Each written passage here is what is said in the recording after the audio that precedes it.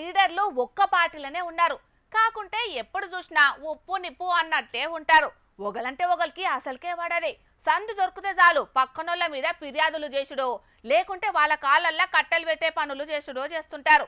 నిత్యం అట్లుండే లీడర్లంతా ఇప్పుడు ఒక్క తాటి మీదకి వచ్చిండ్రోల్లా. మరి ఇంతకు ఆ లీడర్ లెవెలు దీని వెనకాలన్న మతలబేందో పురాగాడ్చుకుందాం పాండ్రి.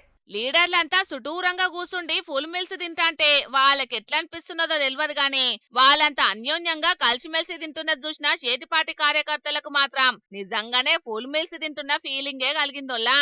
కలహారం కాపురం అన్నట్టు ఎప్పటికీ ఏదో ఒక వివాదాలతోని ఒకలంటే ఒకరికి వడక ఒకరి మీద ఇంకొకరు విమర్శలు చేసుకుంటా లీడర్లంతా ఎప్పుడు చూసినా ఉత్తర దక్షిణ ధృవాల లెక్కనే ఉండేటోళ్ళు.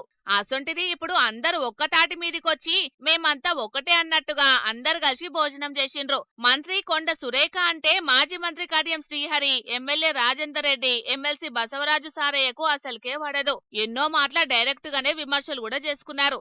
అసొంటిది ఇప్పుడు ఆ లీడర్లంతా ఒక్క కాన్నే కూసుండి విందు భోజనం చేసిండ్రు. దీనికి హన్మకొండ బాలసముద్రంలున్న వరంగల్ పశ్చిమ ఎమ్మెల్యే క్యాంపు కార్యాలయం వేదికైంది.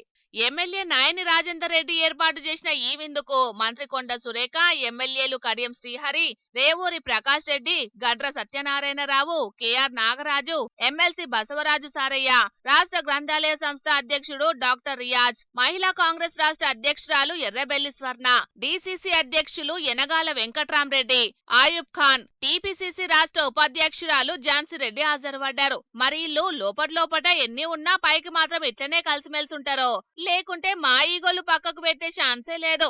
ఏదో ఒక పూట కలిసి భోజనం చేసినంత మాత్రాన అన్ని మర్చిపోతామా అన్నట్టు మళ్ళా వాళ్ళ లోపటున్న కోపాన్ని బయట పెట్టుకుంటారో చూడాలి మరి.